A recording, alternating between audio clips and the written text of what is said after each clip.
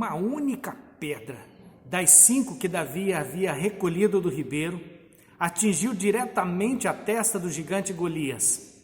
Esta pedra saíra diretamente da funda que Davi usava para enfrentar o gigante Golias. Ao contrário do que muitos pensam, Davi obteve vitória contra o gigante Golias não apenas porque ele se preparou naquele dia, mas sua história de vida vai nos ensinar como enfrentar também os nossos gigantes, os gigantes de hoje. E de forma tão somente didática, eu quero utilizar cada pedra que ele tomou do ribeiro como uma ilustração, como uma pedagogia para falar sobre como nós podemos também ter vitória sobre os nossos gigantes. Até daqui a pouco. Paz, irmãos, estamos aqui hoje para louvar, adorar, exaltar o nome do nosso Deus.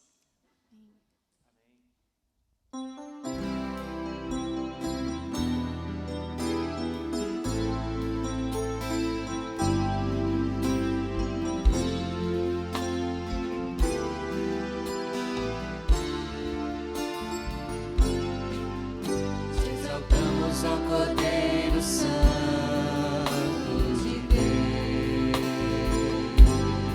e declaramos as tuas maravilhas.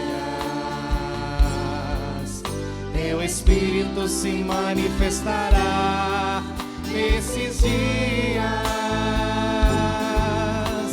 trazendo vitórias nossas vidas. Exaltamos ao Cordeiro Santo de Deus e declaramos as tuas maravilhas. Teu Espírito se manifestará nesses dias, trazendo vitórias nossas vidas. Quem tentará contra o braço forte do Senhor? Quem impedirá o seu agir? Quem poderá nos resistir? Se a palavra de vitória já foi liberada a nós, se a palavra de vitória já foi liberada a nós, te exaltamos, ó Cordeiro Santo de Deus e declaramos as tuas maravilhas. Teu Espírito se manifestará nesses dias, trazendo vitórias nossas vidas. Quem tentará contra o braço forte do Senhor? Quem impedirá o seu agir? Quem poderá nos resistir? Se a palavra de vitória já foi liberada a nós, se a palavra de vitória já foi liberada a nós, quem tentará contra o braço forte do Senhor? Quem impedirá o seu agir? Quem poderá nos resistir? Se a palavra de vitória já foi liberada a nós, se a palavra de vitória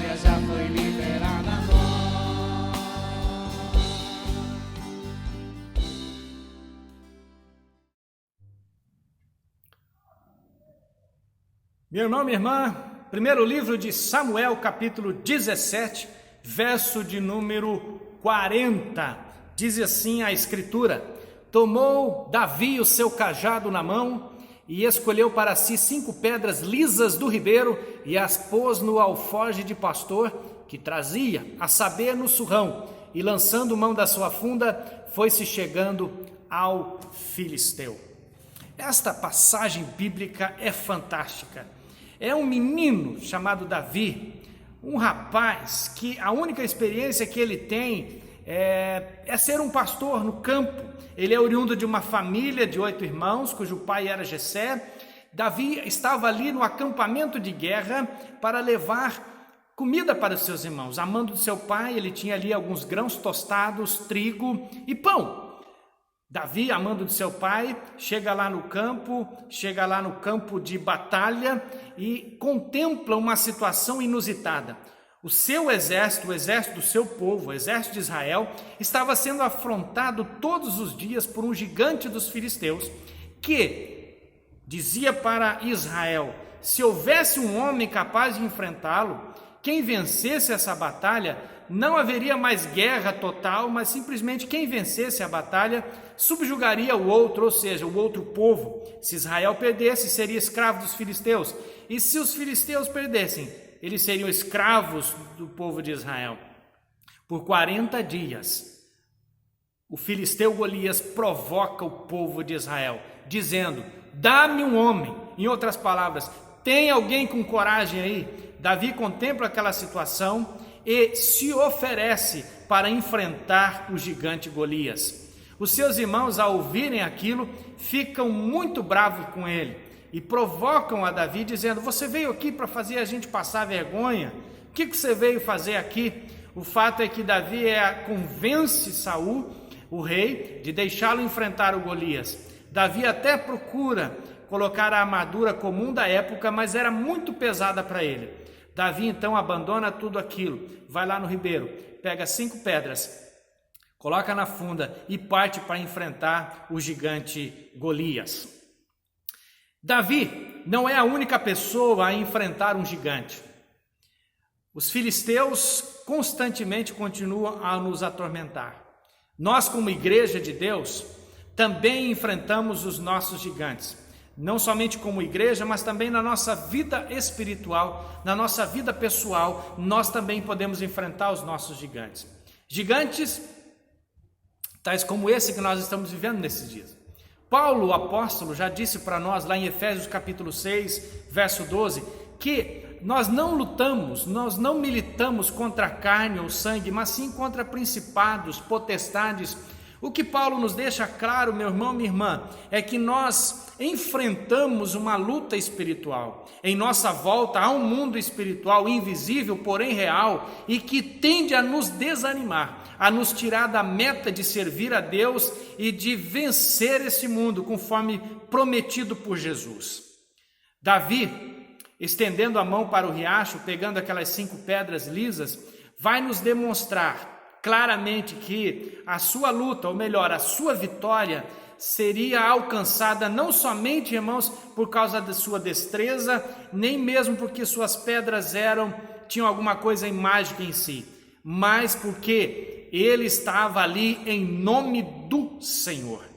E de forma didática, conforme eu disse, eu quero analisar aqui, usando de um artifício até mesmo alegórico, para dizer para você o que poderia simbolizar essas 5 pedras que Davi utilizou. A primeira pedra delas significa a unção de Deus. Se nós queremos vencer as nossas batalhas e vencermos os nossos gigantes, nós precisamos da unção de Deus. Davi, no primeiro livro de Samuel, capítulo 16, no capítulo anterior, depois você pode ler com mais tempo, na casa de Jessé, Samuel aparece lá para ungir um dos filhos de Jessé como um rei de Israel. Todos os filhos são enfileirados, mas o Senhor mostra para Samuel que nenhum deles havia sido escolhido rei. Por último, Samuel pergunta: tem mais algum filho por aí? Esquecido até mesmo pelo próprio pai. Jessé chama: sim, tem um lá no campo, está a apacentar as ovelhas. Davi é chamado, e quando Davi chega, Samuel derrama azeite sobre a cabeça de Davi e ele é ungido rei de Israel. E a partir daquele momento, o Espírito de Deus vem sobre Davi. Meus irmãos e minhas irmãs, a partir daquele momento, a vida de Davi jamais foi a mesma, porque a partir daquela hora, Deus o havia escolhido e sua vida deveria agora ser pautada, ser agendada pelo Espírito Santo do Senhor. A carne não é suficiente, o braço forte não é suficiente, não é páreo para enfrentar Golias, não é páreo para nós enfrentarmos também os nossos Golias. O cristianismo, irmãos, pode ter se tornado muito mais ocupado com a estratégia dos inimigos, em tentar entender como o inimigo funciona, ou até mesmo tentar adestrar ou tentar pensar em armas cada vez mais eficazes à luz da carne. Mas sem o poder de Deus nas nossas vidas, a igreja vai passar por muitas dificuldades. Nós não podemos ocupar muito nosso tempo com as coisas dessa vida e simplesmente acharmos que nos preparando tão somente intelectualmente ou se preparando economicamente nós vamos ter condições de enfrentar os gigantes da nossa vida. Só estudar também a armadura do inimigo ou dominar completamente o funcionamento de uma funda não será suficiente para enfrentar os nossos gigantes. Dominar completamente ou ter todas as habilidades necessárias não serão suficientes para enfrentar os gigantes da nossa vida. Estamos nesses dias, irmãos, enfrentando uma situação que está além da nossa capacidade, até mesmo além da nossa compreensão. Percebemos agora o quão limitados e o quão pequenos nós somos diante de tudo que está acontecendo. Devemos estar cheios, em primeiro lugar, do Espírito Santo de Deus. Confiar nele para a nossa vida pessoal e confiar no Espírito Santo para o trabalho da nossa igreja, da nossa comunidade. O Espírito Santo está sobre nós ou não? Se ele está, irmãos, ele vai fazer a diferença nas nossas vidas. A primeira pedra é, portanto, a unção de Deus. Pensa nisso. Além, irmãos, de sermos ungidos pelo Espírito Santo, buscarmos o Espírito Santo de Deus, dependemos dele, nós também podemos, irmãos, para enfrentar os nossos gigantes. A segunda pedra são as nossas experiências do passado.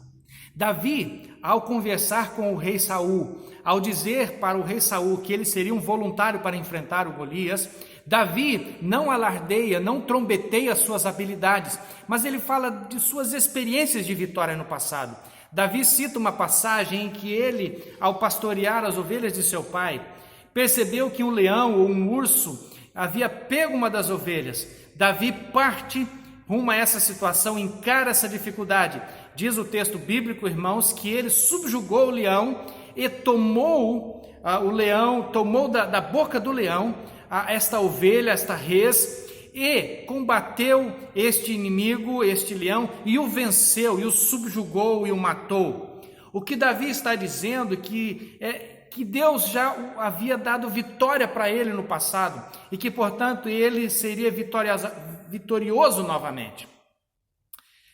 Da mesma forma, irmãos, que no mundo espiritual, o inimigo das nossas almas, muitas vezes quer mostrar o seu barulho, quer mostrar a sua força. Diz o apóstolo Pedro, lá na primeira carta, no capítulo 5, que o diabo, o inimigo das nossas almas, é como um leão que ruge, e o seu barulho é amedrontador, especialmente, irmãos, para aqueles que não estão preparados.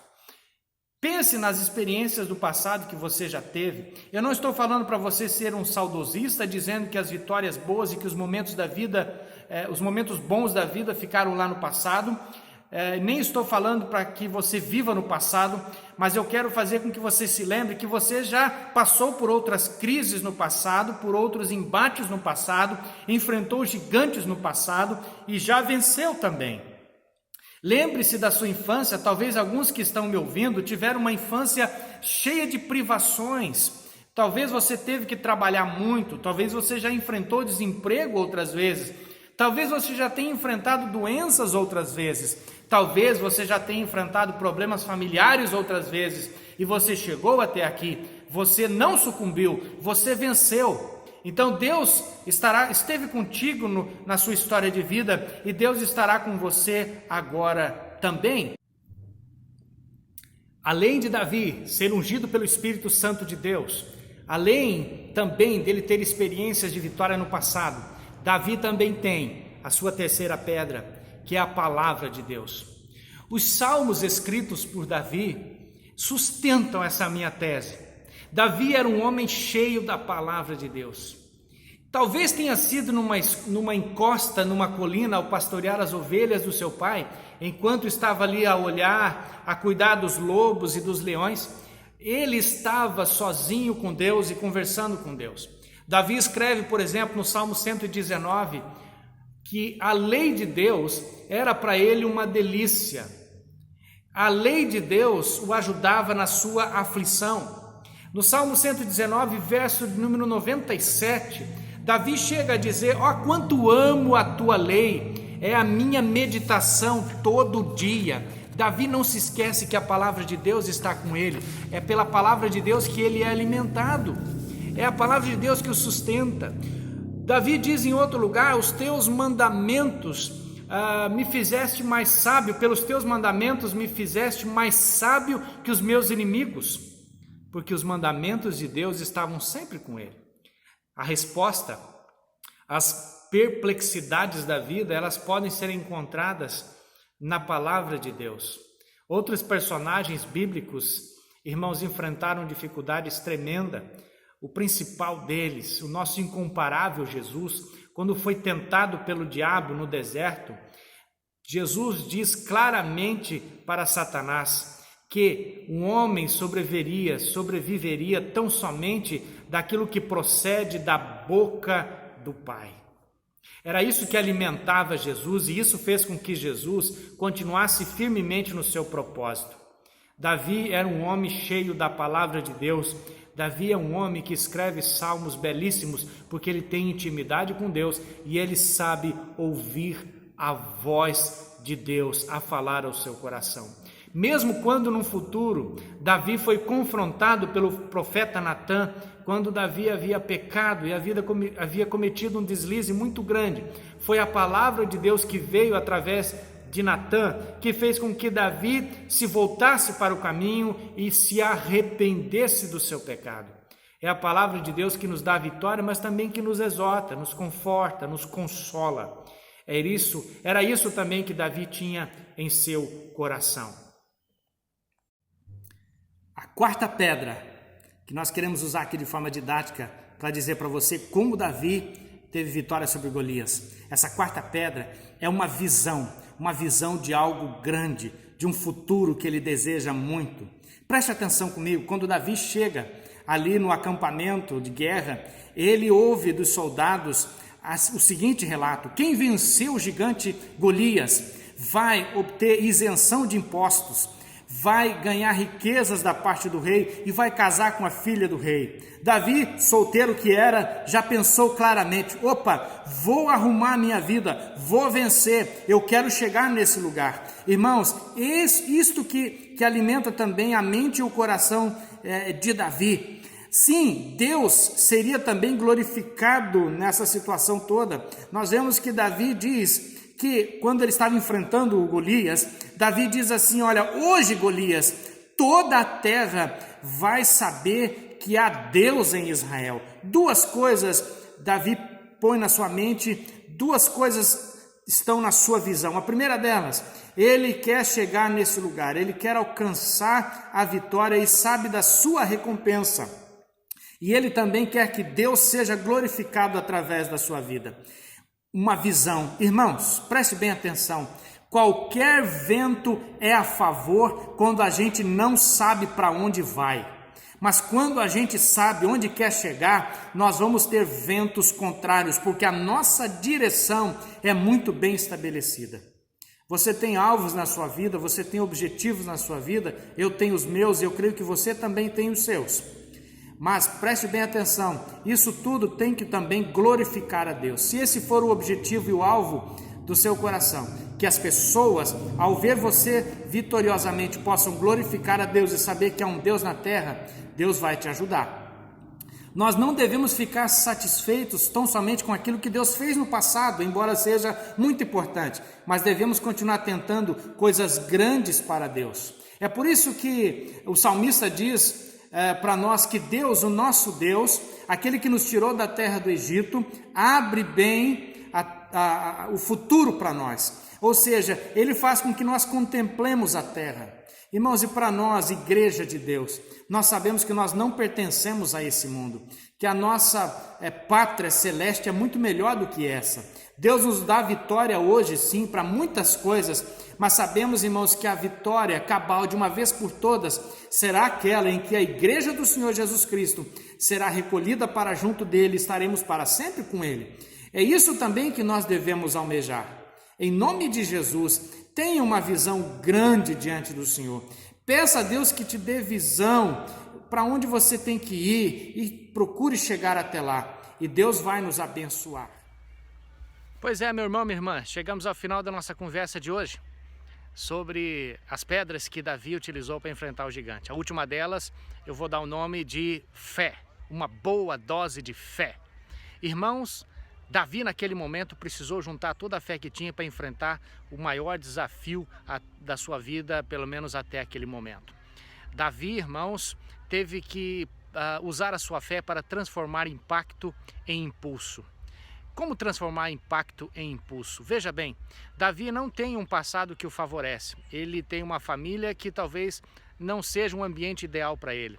É válido lembrar que Davi é esquecido pelo seu pai quando Samuel foi até sua casa para ungir o próximo rei de Israel, que substituiria Saul.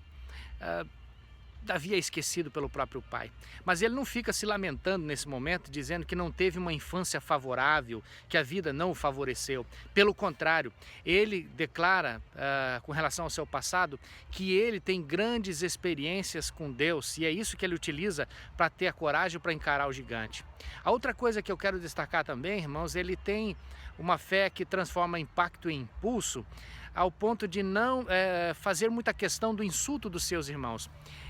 Pensa comigo, você chega para fazer o bem, chega ali no acampamento para trazer comida para os seus irmãos, e a primeira coisa que os seus irmãos fazem para você é dizer que você veio ali para causar confusão. É um outro impacto que Davi tem que enfrentar, de ter sido acusado de forma injusta, mas ele também não faz questão de prestar atenção nisso. Ele tem um objetivo, ele tem uma meta, e ele sabe que Deus pode fazer alguma coisa muito importante na sua vida.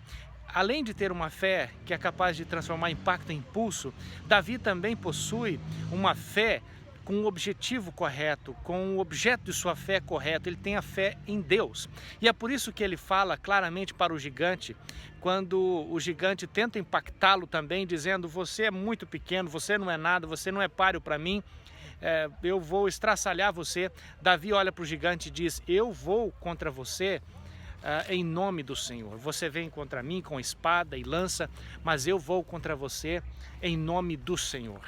Davi, irmãos, é um homem cheio de fé. Sem fé, já diz a Escritura, é impossível agradar a Deus. A Bíblia também diz, irmãos, que aqueles que se aproximam de Deus, é necessário que eles creiam que Deus existe e que se torna recompensador daqueles que o buscam. Está lá no livro de Hebreus. Portanto, tenha fé, creia.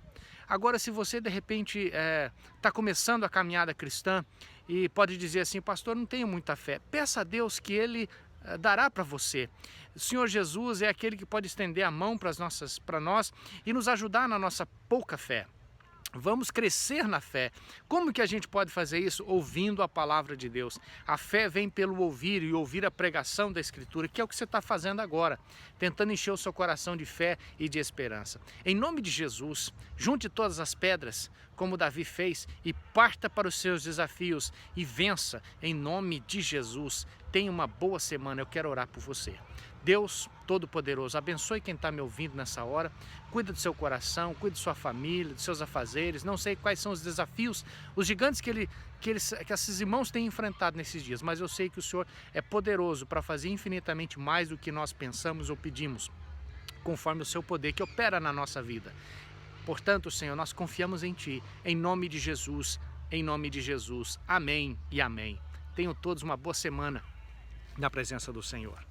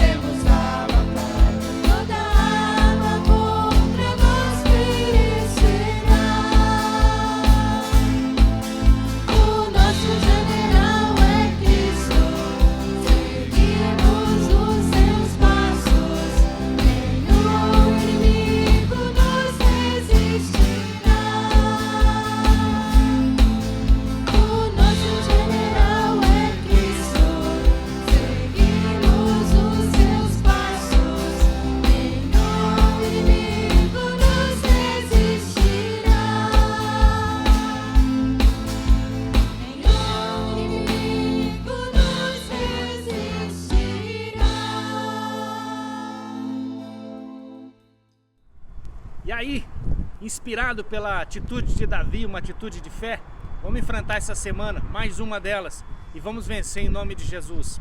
Vamos receber a bênção, que a graça e a paz do nosso Senhor Jesus Cristo, o amor de Deus, o nosso eterno Pai, a comunhão, bem como as consolações que vêm do Espírito Santo do Senhor, estejam com todos vocês, com cada uma das famílias da Igreja Presbiteriana de Cambé, em nome de Jesus. Amém.